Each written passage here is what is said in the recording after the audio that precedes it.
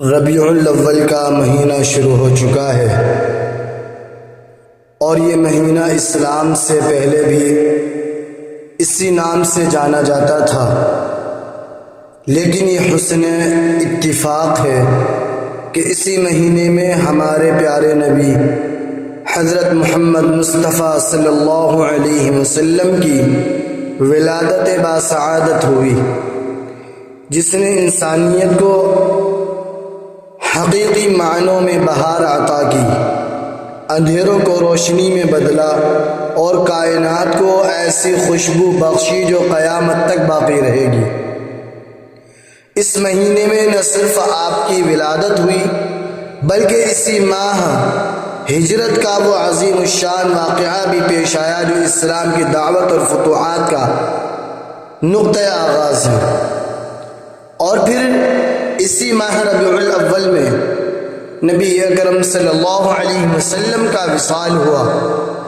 اس طرح یہ مہینہ ہمارے لیے خوشی اور غم دونوں یادیں سمیٹے ہوئے ہے۔ اسی وجہ سے پوری دنیا میں مسلمان اس مہینے کو بڑی اہمیت دیتے ہیں۔ جگہ جگہ سیرت النبی صلی اللہ علیہ وسلم کے جلسے ہوتے ہیں، اجتماعات اور سیمینار منعقد کیے جاتے ہیں، اخبارات اور رسائل میں سیرت نمبر شائع ہوتے ہیں۔ لیکن سوال یہ ہے کہ کیا صرف جلسے اور اجتماعات ہی کافی ہیں؟ کیا محض حضور کا ذکر اور ان کے نام پر تقریبات ہی ہمارے فرض کو پورا ادا کر دیتے ہیں؟ ہرگز نہیں۔ ہماری اصل ذمہ داری یہ ہے کہ ہم حضور اکرم صلی اللہ علیہ وسلم کے فضائل اور آپ کے احسانات کو یاد کرنے کے ساتھ ساتھ اپنے دل میں یہ سوال زندہ رکھیں کہ آپ صلی اللہ علیہ وسلم کے ہم پر کیا حقوق ہیں اور کیا ہم واقعی ان حقوق کو ادا کر رہے ہیں۔ رسول اللہ صلی اللہ علیہ وسلم کا پہلا حق آپ کی نبوت پر ایمان لانا ہے۔ ایمان محض زبان کے بول کا نام نہیں ہے بلکہ قلب و نظر کے یقین سے عبارت ہے۔ آپ علیہ السلام پر ایمان لانے میں یہ بات بھی شامل ہے کہ آپ صلی اللہ علیہ وسلم کے بتائے ہوئے احکام پر بھی ہمارا پورا ایقان ہو۔ ہماری سوچ یہ ہو کہ ہماری آنکھیں غلط دیکھ سکتی ہیں، ہمارے کان غلط سن سکتے ہیں، ہماری زبان غلط چکھ سکتی ہے، ہمارے ہاتھ چھونے اور محسوس کرنے میں غلطی کر سکتے ہیں، لیکن جو بات صحیح اور مستند طریقے پر آپ صلی اللہ علیہ وسلم سے ثابت ہو وہ غلط نہیں ہو سکتی۔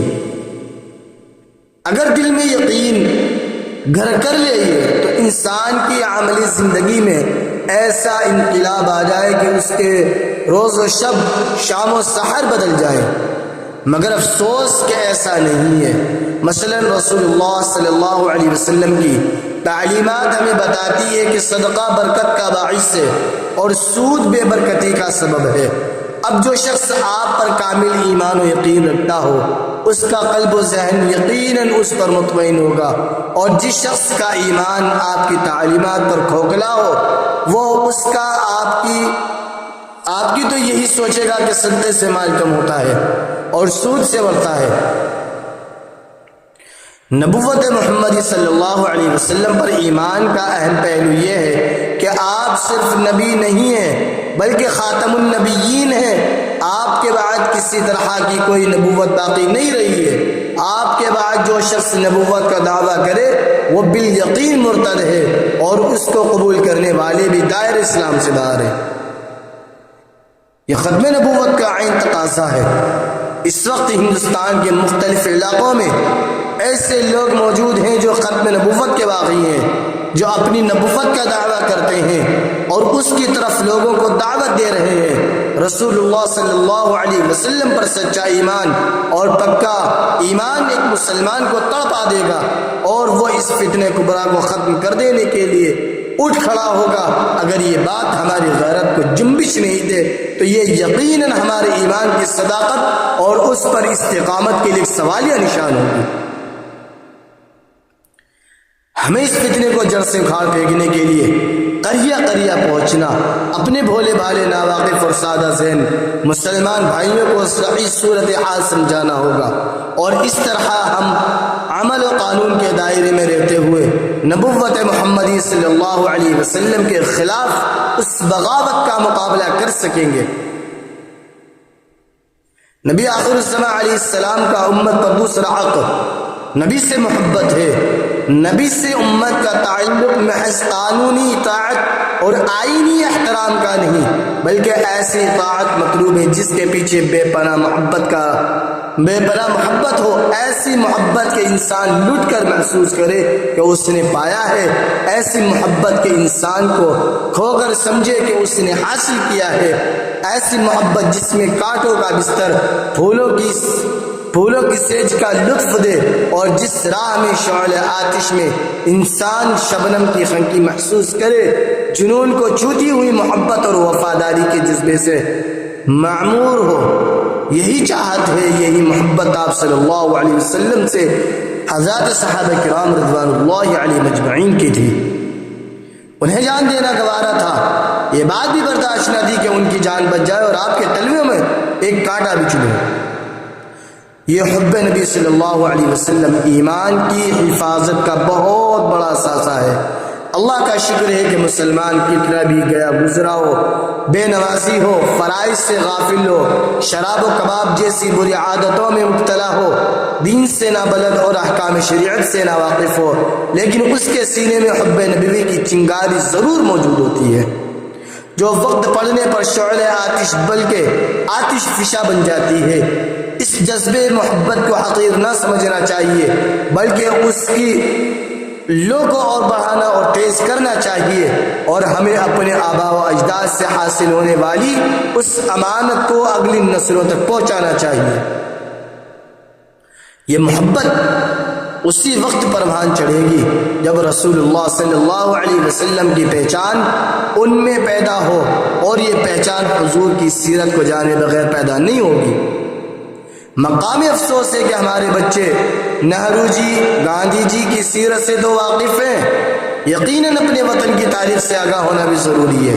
ہمارے بچوں کو معلوم ہے کہ شاہ رخ خان کون ہے، ہمارے بچوں کو معلوم ہے کہ سلمان خان کون ہے، ہمارے بچوں کو معلوم ہے کہ فلاں ہیروئن کون ہے، فلاں ہیرو کون ہے، لیکن افسوس کی بات یہ ہے رسول اللہ صلی اللہ علیہ وسلم کے بارے میں بنیادی باتوں سے بھی واقف نہ ہو، انہیں صحیح طور پر آپ کا اور آپ کے قریبی متعلقین کا نام تک معلوم نہ ہو۔ کیا اپنے بچوں کو سیرت محمدی سے واقف کرانے میں بھی ہمارے لیے کوئی رکاوٹ ہے؟ حق محبت کا ایک ادنا حصہ بھی اسی وقت ادا ہوگا جب ہم محبت کی اس امانت کو اپنی نسلوں تک پہنچائیں گے۔ رسول اللہ صلی اللہ علیہ وسلم سے محبت کا ایک تقاضا یہ بھی ہے کہ ہمیں آپ کی امت سے محبت ہو۔ رسول اللہ نے اپنی امت کو اپنی اولاد کا درجہ دیا ہے۔ آپ نہ صرف امت کے صالح اور نیک لوگوں کو پسند فرماتے تھے بلکہ گناہگاروں سے بھی محبت فرمایا کرتے تھے۔ آپ کو گناہ سے نفرت ضرور تھی لیکن گناہگاروں سے نفرت نہیں تھی۔ دیہات و قریہ جات کے لوگ جو مقام نبوت سے صحیح طرح واقف نہ تھے اور اسی سادگی اور سادہ لوحی میں آپ کا ادب و احترام کما حقہ ملحوظ نہیں رکھتے تھے، آپ کا رویہ ان کے ساتھ بھی شفقت اور رافت کا ہوتا تھا۔ آپ ان کی غلطیوں کو معاف کرتے، ان کی کوتاہیوں سے درگزر کرتے، ان کی تنخواہی پر تحمل اور بردباری سے کام لیتے، امت کے ایک ایک فرد کا دکھ خود محسوس کرتے اور ایک ایک انسان کی فلاح و ہدایت کے لیے بے چین رہتے۔ غرض پوری امت آپ کی شفقت و محبت کے زیر سایہ ہے۔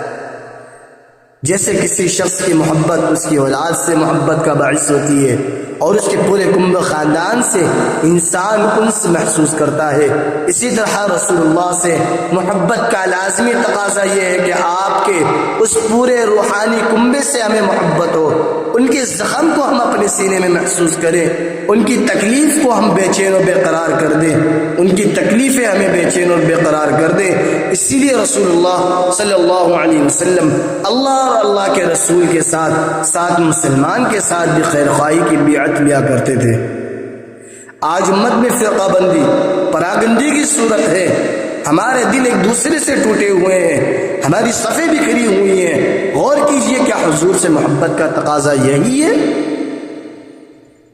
رسول اللہ کا چوتھا حق آپ کا احترام اور آپ کی عظمت ہے۔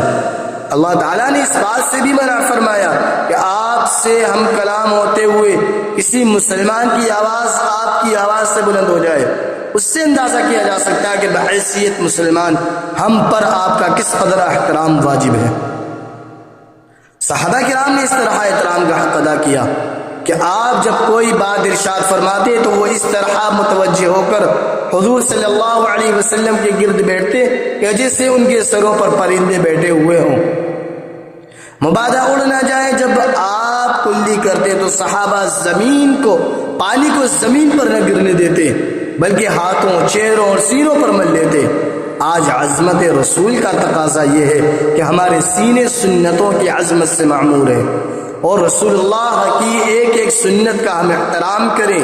کوئی بھی سنت جو آپ سے ثابت ہو گو اس پر عمل کرنا واجب نہ ہو، لیکن یہ ضروری ہے کہ اس کا احترام دلوں میں ہو اور زبان پر بھی ہو۔ اگر کسی ایسی سنت کا مذاق اڑایا جائے جو صحیح روایتوں سے ثابت ہو تو یاد رکھیے کہ یہ کفر ہے، کیونکہ کوئی معمولی عمل بھی رسول اللہ صلی اللہ علیہ وسلم کی طرف منسوب ہو تو یہ نسبت اسے عظمت عطا کرتی ہے اور اس کو واجب الاحترام بنا دیتی ہے۔ رسول اللہ صلی اللہ علیہ وسلم کا چوتھا حق اطاعت و فرم برداری ہے۔ آپ جن باتوں کا حکم دے ان کی تعمیل واجب ہے، آپ جن باتوں سے منع فرما دے ان سے رکنا واجب ہے۔ اللہ تعالیٰ کا ارشاد ہے، جو شخص اپنے باہمی اختلاف میں رسول اللہ کے فیصلے پر راضی نہ ہو اور اس کے سامنے سر تسلیم خم نہ کر دے وہ مومن ہی نہیں ہے۔ فلا وربک لا يؤمنون حتى يحكموك فيما شجر بينهم، کیونکہ آپ کی اطاعت دراصل اللہ کی اطاعت ہے۔ من يطع الرسول فقد اطاع اللہ، کہ رسول کی اطاعت وہ در حقیقت اللہ کی اطاعت ہے۔ اطاعت و فرما برداری اور تسلیم و رضا کا امتحان اس وقت ہوتا ہے جب کوئی حکم انسان کے مفاد، اس کے جذبات اور اس کی خواہشات کے خلاف سامنے آئے۔ وہاں اپنے وقتی مفاد اور نفس کی خواہش پر رسول اللہ صلی اللہ علیہ وسلم کے حکم کو غالب رکھنا رسول کے حکم کی اطاعت ہے۔ آج ہم اپنی عملی زندگی کا جائزہ لیں کہ نکاح، شادی بیاہ کی تقریبات، ازدواجی زندگی کے اختلافات، میراث کی تقسیم، کاروبار و معاملات اور نہ جانے کتنے مواقع ہیں کہ تھوڑے سے مفاد کے لیے بھی احکام نبوی کو پامال و نظر انداز کرنے میں نہ کوئی تکلف ہوتا ہے اور نہ کوئی تعمل۔ رسول اللہ صلی اللہ علیہ وسلم کا پانچواں حق آپ کی اتباع و پیروی ہے، یعنی آپ صلی اللہ علیہ وسلم کے نقش قدم پر چلنا، آپ کے ایک عمل پر اپنے عمل کی بنیاد رکھنا، ایک ایک عمل کو اپنی زندگی میں لانا، آپ کی زندگی کو اپنے لیے اسوہ نمونہ بنانا، اور آن میں ایک سے زیادہ مواقع پر آپ کی اتباع و پیروی کا حکم دیا گیا ہے، کیونکہ آپ کی حیات طیبہ منشاء ربانی کا مظہر ہے۔ آپ کا اٹھنا، آپ کا بیٹھنا، آپ کا سونا جاگنا، کھانا پینا، سب کچھ، لوگوں کے ساتھ تعلقات، دوستوں اور دشمنوں کے ساتھ سلوک، وضعیت و قضاء اور لباس و پوشاک، غرض آپ کا ایک ایک عمل انسان کی عملی زندگی کے لیے نمونے کا درجہ رکھتی ہے، جس کی روشنی میں انسان اپنے خود و خال درست کرتا ہے۔ یہی اتباع سنت اسلام کا خلاصہ ہے، اور یہ انسانیت پر اللہ کا احسان ہے کہ آپ کی سنت اس طرح محفوظ کر دی گئی کہ آپ کی پوری زندگی ایک کھلی کتاب ہے۔ جو آپ پر ایمان رکھتا ہو اس کو عمل اور برتاؤ کے لیے